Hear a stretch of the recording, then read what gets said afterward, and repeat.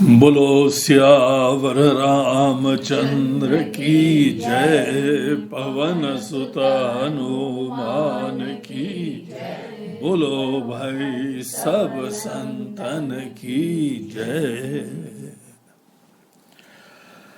हनुमान चालीसा चौपाई नंबर 13। सहस बदन तुम रोजस गावे, अस कहि श्रीपति कंठ लगावे। ये हनुमान चालीसा की जो 13वीं चौपाई है वो 12वीं में से जुड़ी हुई है, उसकी कंटिन्यूटी है। उसके अंदर हम लोगों को दिखाया था कि रघुपति की नी बहुत बड़ाई, तुम मम प्रिय भरत ही सम भाई। तो राम जी जो है वो बहुत ही प्रसन्न हो गए थे हनुमान जी की सब सेवाओं से, असंभव से कार्य से, और उनकी खूब बड़ाई करते हैं। और यहां तक कि उन्होंने कहा कि तुम हमको भरत के समान प्रिय हो। राम जी जब ये बोले भरत के समान प्रिय हो, तो हम लोगों ने कल देखा इसका महत्व तो कितना ज्यादा होता है। पूरी दुनिया राम जी के नाम का जप करती है और राम जी भरत जी का जो है स्मरण करते रहते हैं। ये महिमा है भरत जी की। तो वो भरत के समान तुम हमको है हनुमान प्रिय हो। और अब 13वीं चौपाई में आगे कंटिन्यू करते हुए कहते हैं कि हमारी तो यही इच्छा है कि सहस बदन तुमरो जस गावे, हजार मुंह वाले शेषनाग जी आपका गुण गाएं। आपके गुण ऐसे हैं कि एक मुंह वाला गाने में भी सक्षम नहीं है। आपके इतने अपरंपार गुण हैं कि ये सोचना भी कि हमने हनुमान जी के गुण गा लिए। इस समय हम चौपाई पढ़ रहे हैं, चौपाई पे चर्चा कर रहे हैं बहुत विनम्रता के साथ। यहाँ बैठने से पहले हम प्रार्थना करते हैं, राम धुन गाते हैं, सब अपने गुरुदेव का स्मरण करते हैं, व्यासपीठ पे बैठ के व्यास जी का भी स्मरण करते हैं, तब जाके हनुमान जी की कुछ लीलाओं की चर्चा करने का साहस करते हैं। यही हमारी एटीट्यूड हनुमान चालीसा के पाठ में भी होनी चाहिए। हनुमान जी यद्यपि बहुत ही प्रेरक है, इंस्पायरिंग है, हमारे जीवन का लक्ष्य है, हमारे परम लक्ष्य का प्रतिबिंब है। सिद्ध होने का, भक्त होने का, ज्ञानी होने का, बलवान होने का, बुद्धिमान होने का, इन सब चीजों का अगर कोई प्रतीक है तो वो ही हनुमान जी है। इसीलिए हम लोगों की परंपरा है कि हनुमान चालीसा का डेली पाठ करो। इंस्पायरिंग चीज का स्मरण करने से दिन का प्रारंभ होना चाहिए। हनुमान जी कितने इंस्पायरिंग है, ये तो साक्षात परमात्मा के मुख से इस समय हमको सुनने को मिल रहा है कि हनुमान जी हम बहुत प्रसन्न हैं। हमारे पास भी शब्द नहीं है। देखिए, शब्द वैसे कोई भी प्रयोग करे, यद्यपि हम लोगों के पास शब्द के अलावा कोई साधन नहीं है। अपनी भावना अभिव्यक्त करने के लिए हमारे पास शब्द ही साधन है, इसीलिए हमको शब्द का प्रयोग करना चाहिए, बुद्धिमत्ता से करना चाहिए। जितने कवि लोग हैं उनका यही सिद्धि होती है कि कम से कम शब्दों में कितनी सार गर्भित बात कहने का सामर्थ्य रखते हैं। संस्कृत के अनेकों कविताएं हो जाएं, हिंदी की हो जाएं, हम लोग के देश की अन्य भाषा की हो जाएं, उर्दू के भी शेर व शायरी हो जाएं, ये सब कवि लोग हैं, भाषा अलग अलग है।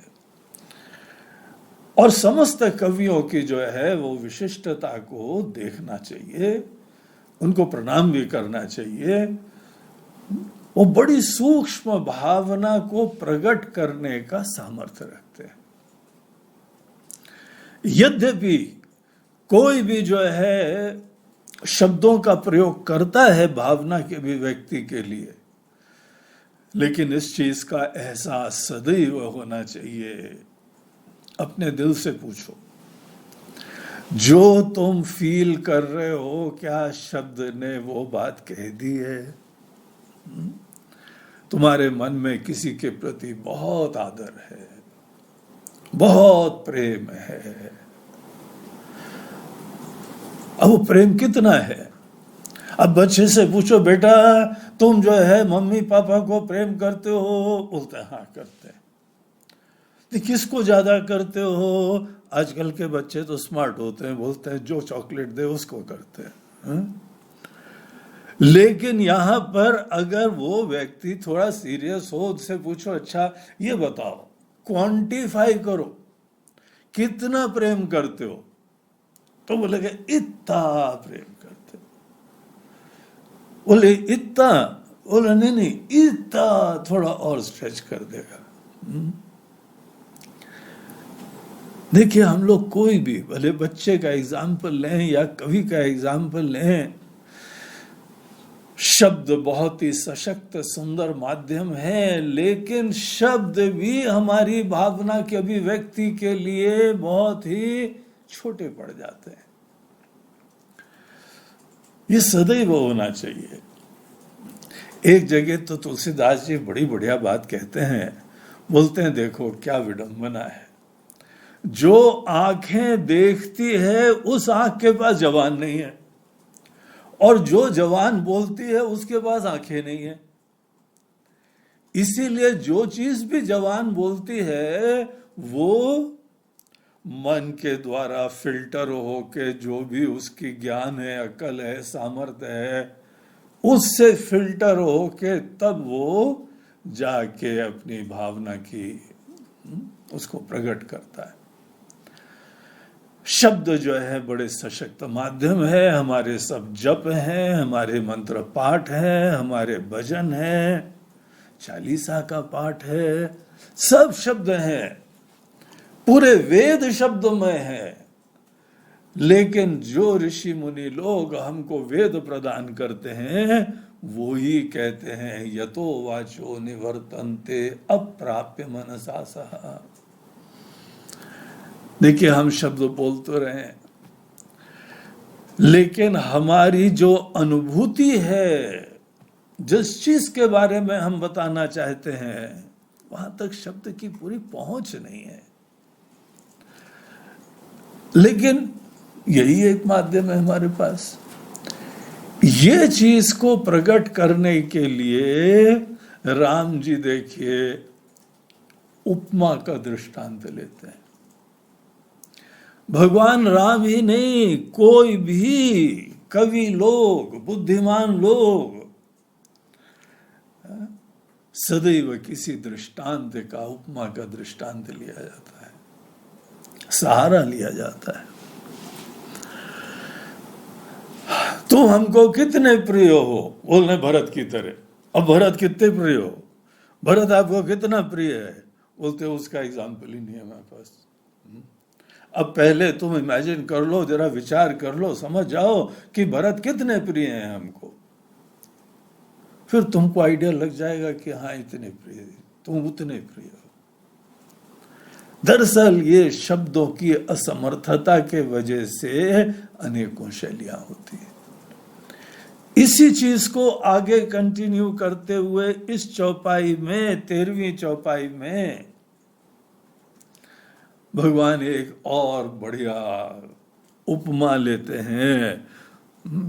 यहां पे तो पूर्ण रूप से स्पष्ट कर दिया कि शब्द से तुम्हारी महिमा हे हनुमान हम डिस्क्राइब ही नहीं कर सकते।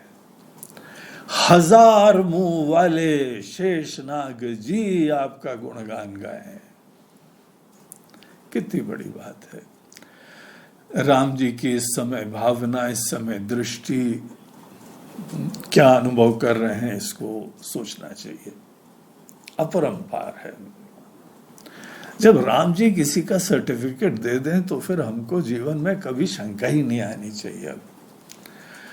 अब दिन का प्रारंभ करो हनुमान चालीसा के ही पाठ से, विजुअलाइज करो, मन ही मन हनुमान जी को लाओ। और हनुमान जी को लाना, ये जो आज तक हम जिस तरीके से समझते आए थे वैसे नहीं।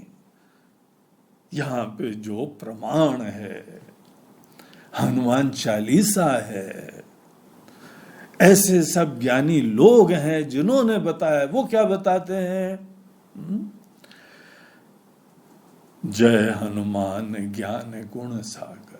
ये सदैव हनुमान जी के साथ इसी चीज को एसोसिएट कर लो। परम ज्ञानी के ही अगर कोई मूर्ति है, अभिव्यक्ति है, मैनिफेस्टेशन है, परम ज्ञान, ज्ञान का सागर। और वो ज्ञान जो आदमी को महान बनाता है, वो ज्ञान जो आदमी को मुक्त करता है, वही ज्ञान काम का है। जो ज्ञान आपको विपप करे और जो है संसार में उलझने के लिए प्रेरणा दे, वो ज्ञान मोक्षदायी थोड़ी होता है। वो ही ज्ञान मोक्षदायी होता है जो हमारा बेड़ा पार करे। एक समय की बात है कि एक सज्जन काशी में गंगा जी के उस पार उनको जाना था। बड़े विद्वान थे, काशी के एक बड़े प्रकांड पंडित थे। और सवेरे सवेरे ब्रह्म मुहूर्त में वो वहां पे गंगा जी का स्नान करा और उन्होंने सोचा कि हमको उस पार जाना है। तो कोई भीड़ भाड़ नहीं थी, और सवेरे उनका दर्शन भी किसी को हो जाए तो लोग अपने आप को धन्य समझते थे। और यहां पे इस नाव वाले का सौभाग्य समझिए कि पंडित जी महाराज खुद बड़े विद्वान आचार्य, परम आदरणीय, परम वंदनीय, प्रातः स्मरणीय, ऐसे जो है विद्वान आचार्य एक नाव वाले के पास गए। बोलते हैं, बेटा हमको उस पार जो ले चलो। ले जाओगे? बोला, अरे महाराज आप हमारे नाव में आए हैं, हमारा तो आज जो है दिन ही सौभाग्य वाला हो गया, धन्य हो गया। पधारिए पधारिए, अवश्य। उसने अपना कपड़ा लिया और नाव में एक जगह पे अच्छी तरह से सफाई करी, उसको थोड़ा झाड़ा और एक बढ़िया साफ कपड़ा डाला। बोला, पंडित जी पधारो। अब पंडित जी पधारे, बड़े खुश हो गए। देखो क्या संस्कृति है हमारी काशी नगरी की, यहाँ के लोगों की, कितना आदर सत्कार, कितना विद्वानों का। जो विद्वानों का सत्कार करे वो ज्ञान के पथ पे लग गया, ये समझ लो। सत्कार इतनी महिमा वाली चीज होती है, श्रद्धा बनती जाती है। श्रद्धा की प्रगाढ़ता का ये सूचक होता है। तो नाव आगे चली और जब नाव बीच में पहुंची तब तक पंडित जी सब बातें कर रहे थे। अब एक पंडित जी जो है, कोई आचार्य, कोई ज्ञानी लोग क्या बातें करेंगे? वो ज्ञान की बातें करेंगे। लेकिन क्यों भाई बेटा, तुमने कुछ व्याकरण सीखा क्या? बोले, महाराज जी कहाँ व्याकरण सीखा, हमारी तो बचपन से ही ये जो है घर में ऐसी स्थिति थी कि काम पे लग जाना पड़ा, तो ऐसा सौभाग्य नहीं हुआ। और आप जैसे लोगों की सेवा करते रहे, बस हमारे लिए वही सब संस्कृत हो गया। महाराज बोलते, अच्छा अच्छा ठीक है। वैसे संस्कृत तुमने नहीं पढ़ी है ना, तुम्हारा जीवन अधूरा रह गया यार। ये सोच लो, भाषा का ज्ञान ना हो तो 1/4 जीवन खत्म। अब वो बेचारा अफसोस मना, देखो क्या बदकिस्मती है, 1/4 जीवन ही मनुष्य जीवन खत्म हो गया हमारा। फिर उन्होंने आगे पूछा, अच्छा कोई म्यूजिक सीखी है क्या तुमने? काशी जो है शास्त्रीय संगीत का गढ़ है, काशी घराना है यहाँ पे, सुना है ना? अरे महाराज वो आए भी थे हमारी नाव में, बोला नाव में आए थे, कभी कुछ सीखा वीखा कि नहीं? नाव चलाते चलाते थे, एक आध पाठ सीख के तुम प्रैक्टिस कर सकते थे। बोलते नहीं महाराज, कुछ नहीं म्यूजिक सीखी, बस हम गुनगुना लेते हैं, राम जी का भजन कर लेते हैं, गुनगुना लेते हैं। बोलते 1/4 जीवन और खत्म तुम्हारा। यार हर चीज का एक विद्या होती है, तरीका होता है, उसको सीखो ठीक से। सीखने से देखो कितना लाभ होता है, कितनी सूक्ष्म गहराइयां पता लगती है। तो उसने बेचारे ने कैलकुलेट करा, पहले 1/4 खत्म हो गया था, अब आधा खत्म हो गया। बेचारा क्या बदकिस्मती है, देखो गरीबी का संताप है, और ये कोई सौभाग्य ही मिलता है किसी किसी को बचपन से शिक्षा प्राप्त करने का, नहीं मिला। चलो ठीक है। फिर उन्होंने पूछा, अच्छा कुछ गणित वणित सीखी है? पैसे कमाते हो, फिर उसके बाद उसको जो है गिनना जानना, उसका इन्वेस्टमेंट करना, थोड़ा बचाव करना, और ये सब अर्थशास्त्र थोड़ा बहुत तो सीखना पड़ता है, हर व्यक्ति को जानना चाहिए। महाराज जी अर्थशास्त्र वास्त्र क्या, वहां तो जो पैसे आते हैं खाते पीते हैं चौपट हो जाता है। घर भी जाते हैं, सबकी सेवा करते हैं, अपने घर वालों की, माता पिता पत्नी बच्चे सब लोगों के लिए खाना वाना लाते हैं, और हमारी जेब भी खाली, हाथ भी खाली। और जी हमारे जैसे लोग क्या अर्थशास्त्र और गिनती सीखें। पंडित जी ने उसको बोला 1/4 जीवन और खत्म। वो बेचारा बोला यार आज हमने सोचा पंडित जी को ज्ञान देंगे, या तो आज हमको नरक ही भेजने में तुले हुए। तब तक कोई ऐसे संयोग वशात वहां पे गंगा जी में सडनली पानी बढ़ने लगा। कहीं कुछ ऊपर बांध का पानी छोड़ दिया किसी ने। कई बार नदियों में ध्यान रखना चाहिए, सडनली पानी बढ़ जाता है। तो वो उसने काफी बचाने की कोशिश करी, नेविगेट करता रहा, उसको बैलेंस रखने की कोशिश करता गया।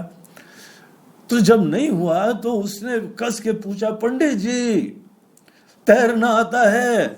बोला नहीं। बोलते पूरा जीवन खत्म आपका। आप हमारी 1/4 कर रहे हो। जो विद्या टाइम पे काम नहीं आए आपको जीवन बचाने के लिए, वही विद्या काम की है। बाकी आप अपने मन को बहलाते रहो, जो है व्याकरण भी सीखो और शास्त्रीय संगीत भी सीखो, अर्थशास्त्र भी सीखो। अरे तैरना सीखना चाहिए नदी में आने के पहले। या विद्या सा विद्या याम विमुक्त, ये वो ही विद्या होती है जो हमको मुक्त करे। हनुमान जी को इस दृष्टिकोण से सवेरे सवेरे विचारिए। और यहाँ पे राम जी देखिए उनकी स्तुति कर रहे हैं, सहस बदन तुम रोजस गावे, अस कही श्रीपति कंठ लगावे। ये बोल के फिर से उनको बड़ी कस के गले से लगा लिया। शब्द की असमर्थता और भावना का अतिरेक वही ये समस्त प्रकार की अभिव्यक्तियां लाया करता है। जो शेषनाग जी हैं वो भी अपने आप में बहुत पुण्यात्मा और विद्वान कहे जाते हैं। इनकी भी पूरी कथा है शेषनाग जी की। ये कश्यप ऋषि जी के पुत्र थे, कद्रु इनकी माता जी थी, और एक प्रजाति थी, और इन लोगों का गढ़ कश्मीर में अनंतनाग था, इसीलिए नाग शब्द वहां पे पड़ा। आज भी सुनते हैं कि वहां पे अनेकों नाग की प्रजातियां जो है ना बहुत पाई जाती हैं। इसीलिए अगली बार कश्मीर जाना तो अनंतनाग में जरा ध्यान से जाना। है बड़ी सुंदर रमणीय जगह, लेकिन अनेकानेक प्रकार के नाग आज भी वहां पे पाए जाते हैं। और नाग लोगों को इनको विशेष रूप से जो है आशीर्वाद मिला कि तुमको पाताल लोक का राजा बना दिया जाएगा। इनके ही भाई थे वासुकी। वासुकी जो है उन्हीं के माध्यम से उनको लेके समुद्र मंथन हुआ था। ये वो सब जो है महापुरुष लोग हैं, बड़ी उत्कृष्ट योनि थी। और ये जो है विरक्त हुए घर में झगड़े के वजह से, उनके घर के अंदर जो है ना, वो सौतेली माँ और भाई और ये सब बाकी अनेकों घर वाले बड़ा झगड़ा करते थे। उनको एक आध बार समझाया, बोला जरा शांति से निपटा करो। जब नहीं निपटे तो फिर एक दिन घर से निकल गए और गंधमादन पर्वत में जाके उन्होंने तपस्या करी। वहां पे तपस्या करी तो पता लगा उनको ब्रह्मा जी ने आशीर्वाद दिया और इतनी सिद्धि, सामर्थ्य, राज्य सब उनको जो है प्राप्त हुआ। और ऐसे विष्णु भगवान के परम भक्त थे कि विष्णु भगवान की ही शैया बनने का सौभाग्य प्राप्त हुआ। तो अनेकों नाग होते हैं भिन्न भिन्न प्रकार के, इनके जो है वो अनेकों मुख थे। अब पहले तो हम लोग सोचते थे कि ये सब जो है ना कवियों की कल्पनाएं हैं, लेकिन यहाँ पे किसी ने एक नहीं 2 मुख वाला सांप देखा, उसकी फोटो शेयर करी। वो फोटो जो है असली है, फोटो शॉपिंग है पता नहीं, लेकिन वो प्रामाणिक व्यक्ति था। तो ऐसे अनेकों यहाँ पे योनियां होती। भैया हमने तो ये जीवन में सीखा है कि तुम जो भी कल्पना करो वैसी कोई ना कोई प्राणी, कोई उपाधि, कोई योनि पहले से विराजमान होती। अब हमको अनेकों बार जंगल वंगल जाके भिन्न भिन्न पक्षी पशु देखने का सौभाग्य मिला। पक्षियों के बारे में हम जिस रंग की कल्पना करें, हमने सोचा बड़े हमने नए रंग की कल्पना करी, हमने जो सोचा ऐसा रंगीन पक्षी वो तो शायद ब्रह्मा जी ने बनाया ही नहीं है। आश्चर्य तब होता है जो उड़ते हुए हमारे सामने आ जाता है, बोला ये भी बना दिया। आपकी कल्पना नहीं होती है यहाँ पे इस दुनिया में कैसी कैसी चीजें हैं। तो 1000 मुख वाले जो हैं वह शेषनाग जी को आप केवल एक कल्पना मत समझना। हम लोगों के शास्त्र में अनेकों जगह इनका वर्णन आता है और इनके बारे में तो कहा जाता है कि ये पूरी पृथ्वी को धारण करते हैं। अब ये पृथ्वी को धारण करते हैं इसका मतलब क्या है? बोलते देखो पहले के समय जो द्वीप होते थे ना, हम लोगों का भारत देश जम्बू द्वीप कहा जाता था। द्वीप इसलिए कहा जाता था कि चारों तरफ पानी पानी और यहां बीच में एक द्वीप। अब द्वीप जो है पानी में कैसे टिका हुआ है? तो उसके लिए इन लोगों ने बोला निश्चित रूप से कोई शक्ति है जो इतनी बड़ी एक जमीन की राशि को पानी में तैरा रही है, टिकाई हुई है। जो भी उसके लिए रिस्पॉन्सिबल है वो दिव्य शक्तियों को नाम दिया कि यही शेषनाग जी। शेष नाग जो है वो सब पाताल में रहते हैं और पाताल भी अतल वितल सुतल अनेकों 7 प्रकार के होते हैं। तो ये जो पाताल के राजा हैं ये ही पूरी पृथ्वी को, जल में ये लोग रहते हुए पूरी पृथ्वी को धारण करते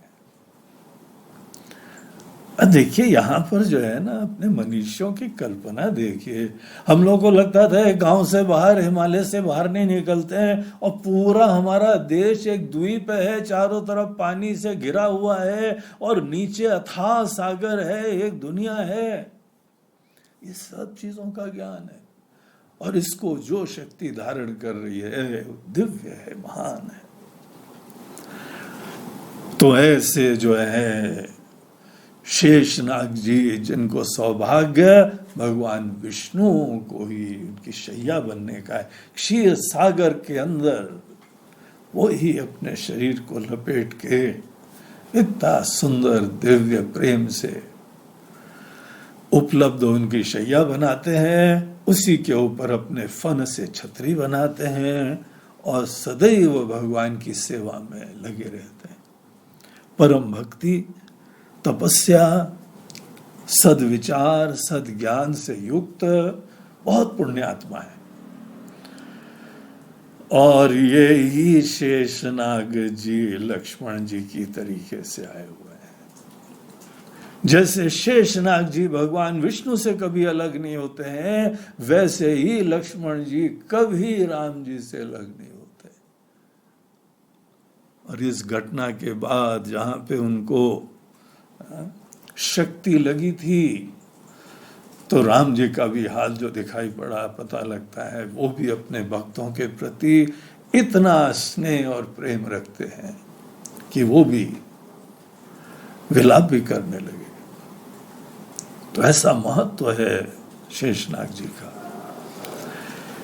तो यहां बोलते हैं कि शेषनाग जी आपका अपने 1000 मुख से गुणगान गाते रहे, यू डिजर्व दैट। तो ऐसी चीज यहां बताते हुए भगवान उनको अपने कंठ से लगा रहे हैं। तो एक चीज यहां देखने योग्य है, देखिए गीता के 12वें अध्याय में हमको एक बड़ी इंटरेस्टिंग चीज बताई गई है। बोलते हैं कि आपको भगवान क्यों प्रिय लगते हैं, वो एक चीज है। आप जिस समय भगवान की वंदना करते हैं, उनका ज्ञान है, इतना ऐसे महानता है, इतनी करुणा है, करुणा के धाम है, कृपा के सागर हैं, सर्वज्ञ है, सर्वशक्तिमान है, ऐसी सब चीजें हो तो वहां पे आपको भगवान प्रिय। सिद्धियां होती, चमत्कार होते, जितनी बुद्धि जो है मोटी होती जाती है उतने चमत्कार से प्रभावित होते, सूक्ष्म बुद्धि होती है वो ज्ञान से प्रभावित होते। इन्हीं चीजों से तो भगवान प्रिय, कोई भी देवता है। लेकिन भगवान भक्तों को कब चाहते हैं? कौन से भक्त हैं जो भगवान को प्रिय लगते हैं? देखिए, पूरी भक्ति की साधना होती है कि भगवान के स्नेह के पात्र बनना।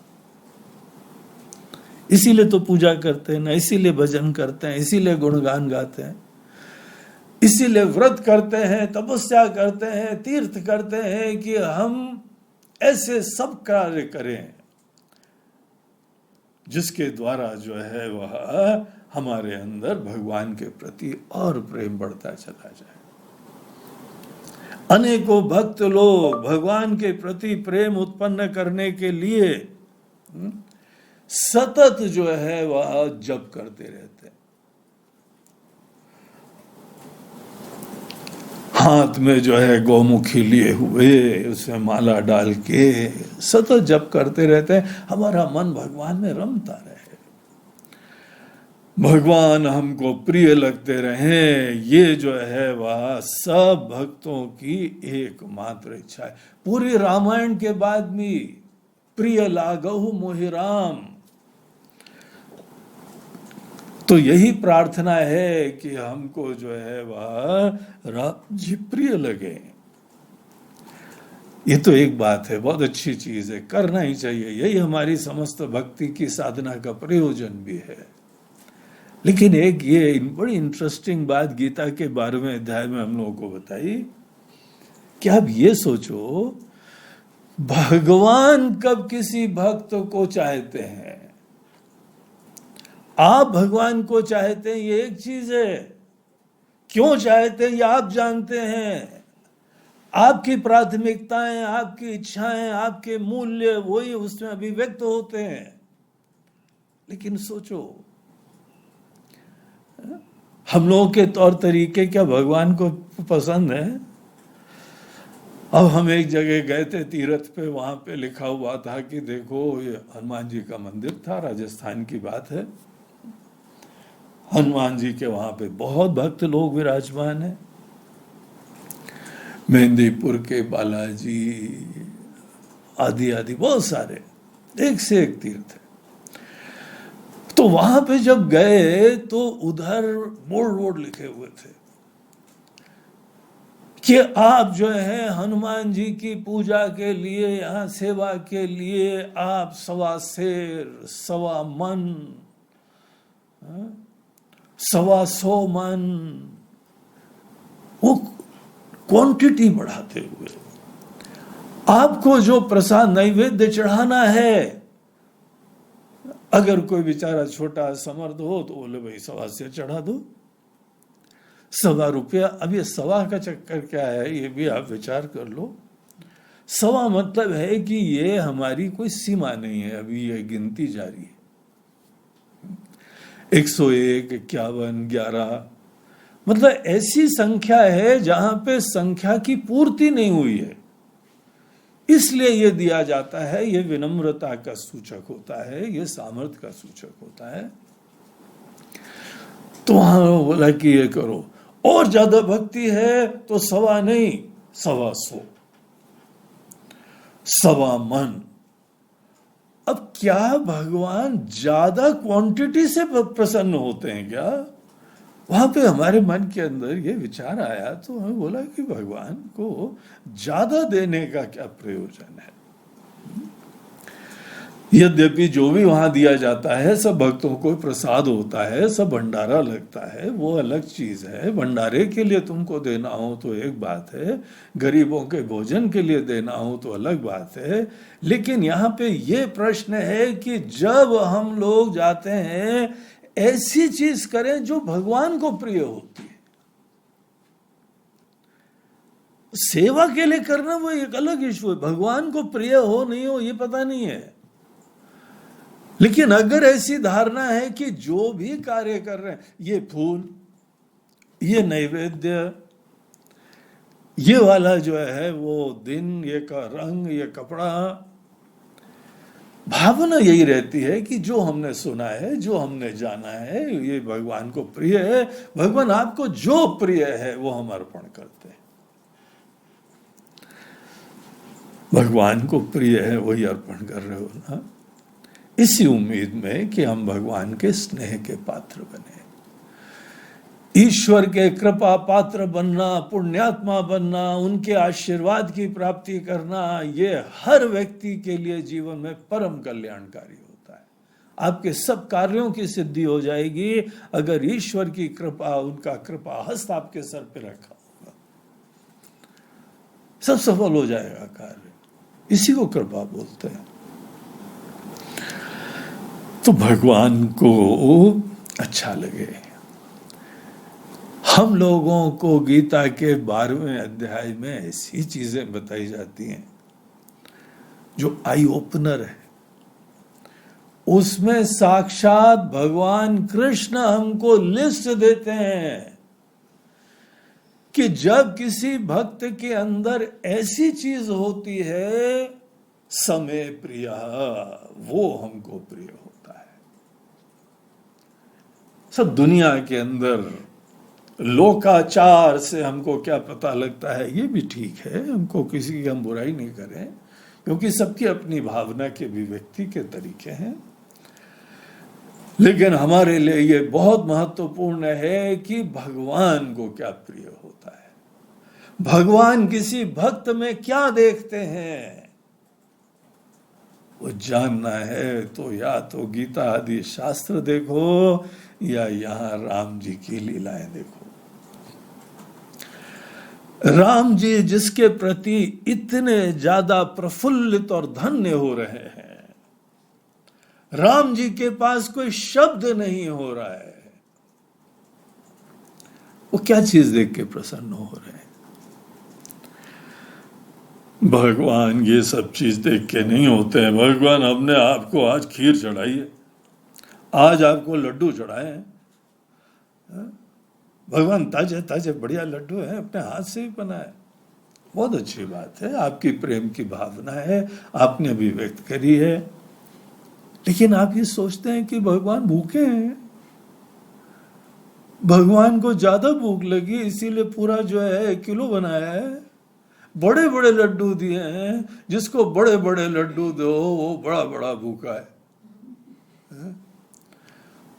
अब भगवान का पेट ही भर गया। कई बार हम भी इधर उधर जाते हैं भोजन के लिए, पहले से पेट भरा हुआ है, बोलते नहीं महाराज जी आपके लिए ये भी बनाया वो बनाया। अब आपको लगता है हमको प्रिय हो रहा है? सच्ची बात है तो वो हमको बहुत ही प्रिय नहीं होता है। हमारी पूरी जो है वह सन्यासी की यात्रा में कहीं पर भी किसी ने हमको ये नहीं बोला है कि गुरुजी आप काफी वेट वाले हो गए हैं, आज आपको जो है ना केवल हम डाइटिशियन की तरह खाना खिलाते हैं। देखा ना डाइटिशियन कैसे खिलाते हैं। एक डाइटिशियन के पास गए, उन्होंने बच्चों की छोटी छोटी कटोरियां रखी थी, जो बच्चे लोग खिलौना खेलते हैं ना, तो छोटी सी कटोरी, बोलते हैं स्वामी जी इतनी दाल और इतनी सब्जी और मिठाई तो केवल दूर रखिए दर्शन के लिए, और केवल एक रोटी खाना, और बाकी अगर रोटी हो तो उसको सामने मिठाई के पास रख के प्रणाम कर लेना। तो कुछ भी नहीं खाया। किसी ने आज तक नहीं बोला है कि स्वामी जी आपका वेट ज्यादा है तो आप नहीं खाओ। एक महिला थी दिल्ली में, उसने मात्र कहा था, इसीलिए तो याद है, वो वर्षों पुरानी बात है, क्योंकि किसी ने बोले ही नहीं। सुना नहीं नहीं नहीं स्वामी जी, और नहीं, आपके लिए ये हितकारी कल्याणकारी स्वास्थ्यकारी नहीं रहेगा। तो भी हम लोग लेते हैं, स्वीकार करते हैं, लोगों की भावना की अभिव्यक्ति है। हमको ये बहुत खुशी लगती है कि हमारा क्या होता है वो तो हम निपट लेंगे, लेकिन सबके मन के अंदर भक्ति भावना हो, सेवा भावना हो, सेवा की अभिव्यक्ति हो, ये सब चीजें हो, ये ज्यादा हमारी प्राथमिकता है। राम जी के लिए सब लोग क्या कुछ करते हो, इसमें हमको कोई ज्यादा रोकने की बात नहीं। यही उनकी समझ है, इतनी अकल है, उनकी प्राथमिकता है, उनके मूल्य। ज्यादा दो तो ज्यादा प्रेम, उनका प्रेम भी किलो से चलता है। वो पता नहीं अपने बच्चों को, माता पिता को, पति पत्नी को बताते होंगे कितना प्रेम कर रहे हैं, तुमको हम 1.25 मन प्रेम करते हैं। उनका घर में ऐसे ही चलता होगा।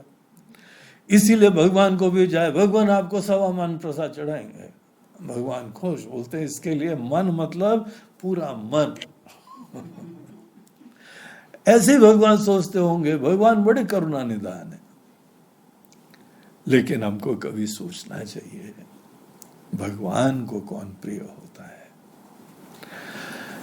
हनुमान जी जैसे किसी के गुण हो, किसी की भावना हो, किसी की सेवा हो, सबसे ज्यादा प्रिय भगवान को लगता है कि न अपनी कोई स्वार्थ की चिंता, न किसी थकावट की चिंता, न डर, न संकोच, कोई मन के अंदर बाधाएं नहीं आती हैं, कोई असंभावना शब्द नहीं है हमारे शब्दकोश में। और कोई कार्य लो, जो कार्य भी जगत के हित का हो, राम जी के हित का हो, राम जी प्रसन्न हो, ऐसा काम, और उसके लिए अपने आप को जी जान से समर्पित करना, समग्रता से, प्रेम से, उत्साह से, निस्वार्थता से। ऐसा करके देखो, जो जो हमको हनुमान जी के प्रसंग आते हैं, ऐसी चीजों में ही भगवान जो है वो प्रफुल्लित होते हैं, धन्य होते हैं। ये सब प्रसंग हमको दिखाते हैं, भगवान की दृष्टि दिखाते हैं, भगवान के कसौटियां दिखाते हैं, उनका दृष्टिकोण। हमको तब तुम प्रिय होगे। और अगर आपको भगवान प्रिय हो गए और भगवान को आप प्रिय हो गए, आप सोच लीजिए लॉटरी खुल गई आपके जीवन में। कोई दुनिया के कोई प्रॉब्लम नहीं है, असंभावना नहीं है, असफलता नहीं है। कर्म ही मुक्ति के लिए हमारा स्टेपिंग स्टोन बन जाएगा। खूब उत्साह से कर्म करो, बस एटीट्यूड वो रख लो। कर्म क्षेत्र ही धर्म का क्षेत्र बन जाता है। तो यहां पर जो है हम लोगों को राम जी दिखाते हैं कि किस चीज से हम खुश हो जाते हैं। सहस बदन तुम रोजस गावे, अस कही श्रीपति कंठ लगावे। अगली चौपाई भी दरअसल इसी से जुड़ी हुई है। लेकिन हम लोग एक एक देख रहे हैं, इसीलिए फुर्सत से आराम से चल रहे हैं, इसीलिए उस चीज को फिर हम लोग कल देखेंगे। बोलो सियावर रामचंद्र की जय, पवन सुत हनुमान की जय। श्री राम जय